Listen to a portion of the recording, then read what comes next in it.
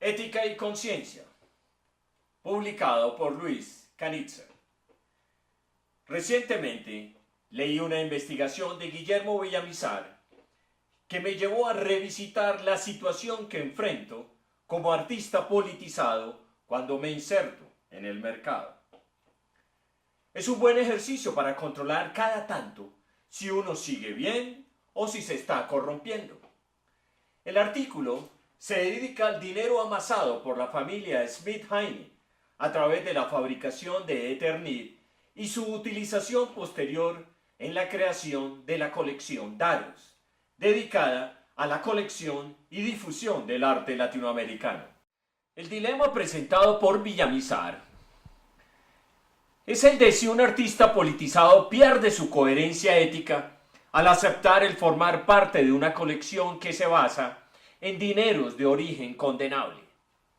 Para ser justo, debo aclarar que el autor me incluye en una pequeña lista de artistas, aunque esto es solamente un dato anecdótico. Lo que sí importa es el dilema. Uno, que los artistas que somos más conscientes de la realidad política enfrentamos todos los días. Yo podría agregar por lo menos una veintena más de nombres presentes en la colección. Es un dilema con el que la mayoría de nosotros ha tenido que lidiar durante todas nuestras vidas.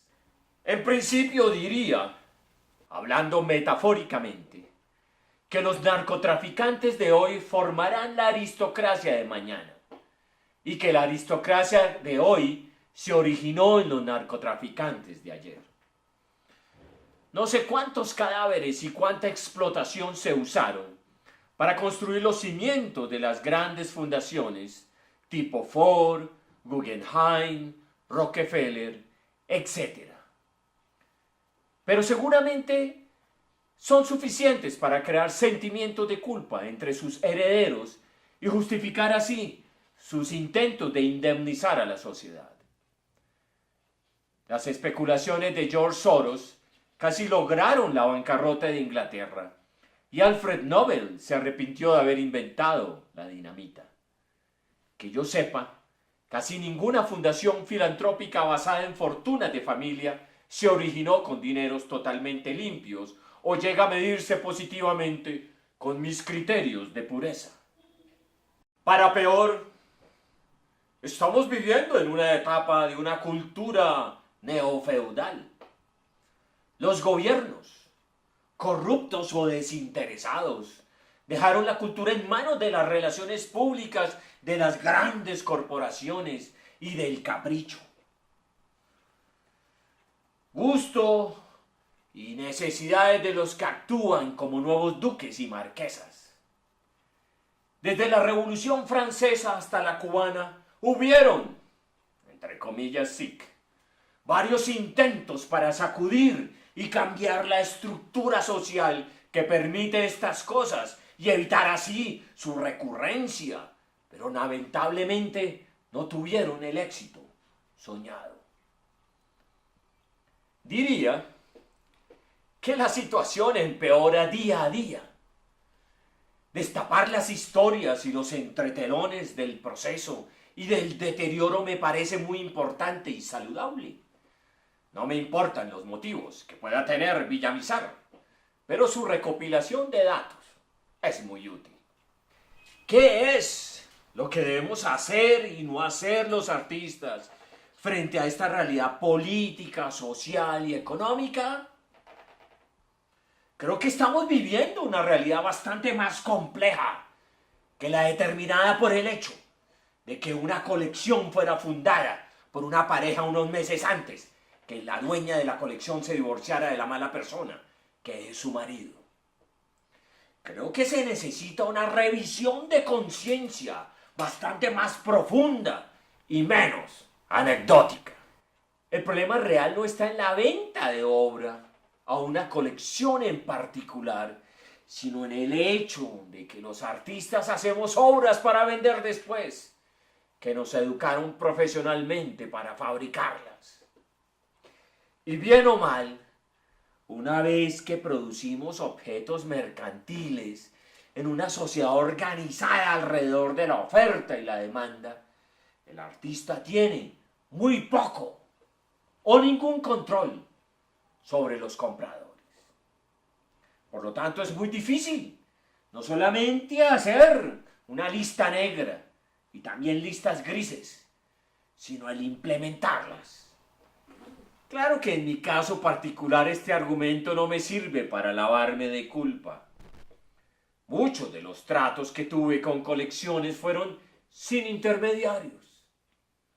Cuando, por ejemplo, hace medio siglo el Museo de Arte Moderno de Nueva York me compró obra, yo sabía que la institución fue activa durante la Guerra Fría y promovía el anticomunismo con un dogmatismo inaceptable en el campo del arte. Tuve que evaluar en su momento los elementos positivos y negativos en la transacción. Pude negarme, pero decidí aceptar. La cuestión es, ¿quién utiliza a quién en estas circunstancias? ¿Quién sale ganando? ¿Y qué es lo que significa exactamente el salir ganando? El único juez válido en estas cosas es la conciencia de uno.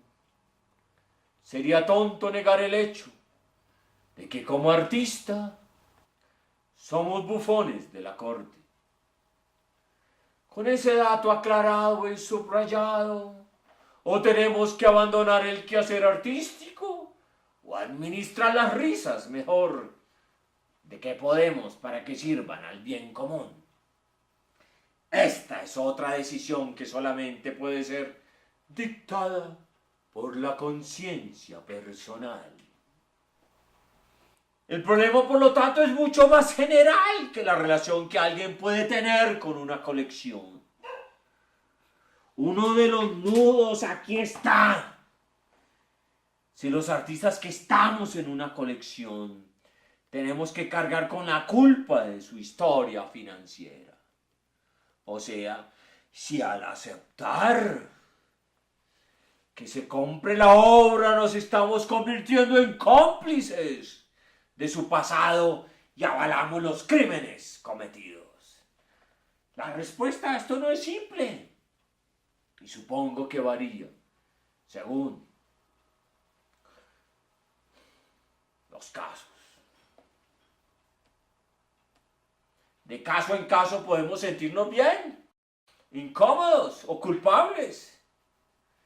Si una compañía tabacalera que a sabiendas sigue matando gente con sus cigarrillos, puede usar su colección de arte para quedar bien en sus relaciones públicas, tengo problemas.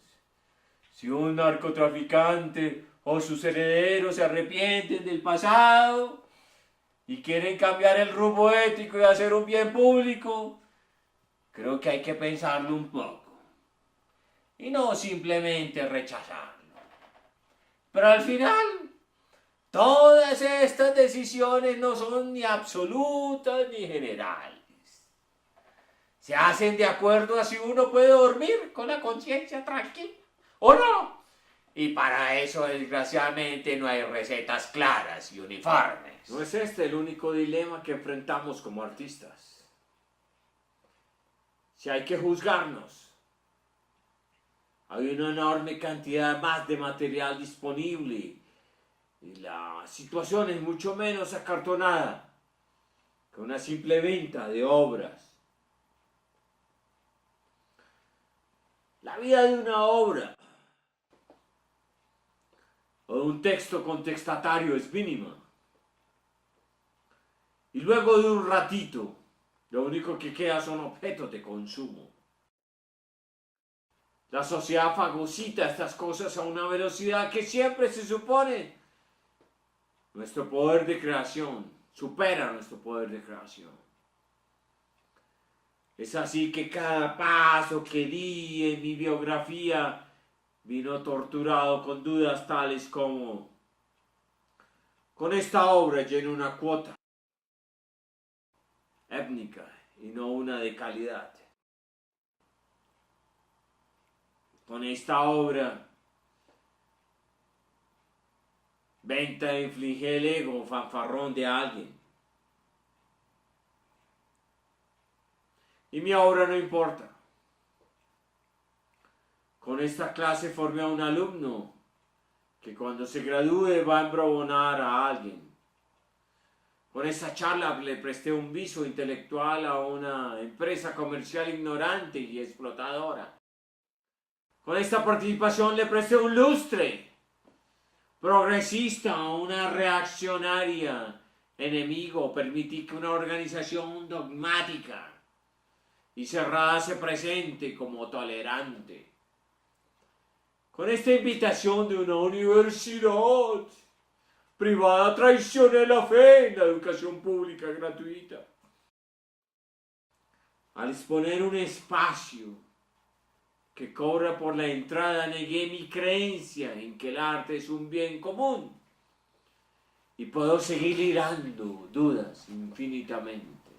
Y luego están las otras dudas, más profundas, como las que se relacionan con la autoría individualista. Esta obra la hice porque verdaderamente necesité hacerme o porque pienso que puedo vender. ¿Realmente en esto lo digo porque se espera que lo diga?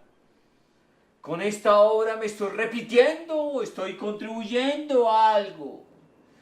¿Estoy trabajando para los demás, para mi ego y para promoverme? ¿Me estaré prostituyendo? ¿Esto es una pedantería o algo útil? Con este juicio estoy construyendo o destruyendo. Al denunciar algo, estoy denunciando o explotando el dolor ajeno. ¿Por qué yo y no otro? Mi biografía, como todas las biografías honestas de mis colegas, no es una historia de logros, sino de una contradicciones, parces, y metidas de pata.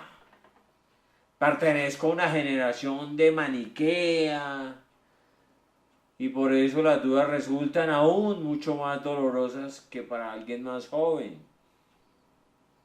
Las cosas en mi juventud eran buenas o malas. Ya no veo allá, hijo de puta. Hoy las cosas buenas siguen siendo más o menos buenas. Y las malas han empeorado, parceros. Pero uno descubre que, como desde mi padre, no solamente hay grises en los extremos, sino también en los extremos. La gente mala es capaz de arrepentirse y la gente buena pues se puede corromper. La tarea entonces, eso que podemos llamar la militancia, lograr que los malos se arrepientan y que los buenos no se corrompan. Por eso es tan importante revelar historias verdaderas. Pero hay que tratar de hacerlo sin establecer conexiones falsas que nos distraigan del enemigo. O lo simplifican.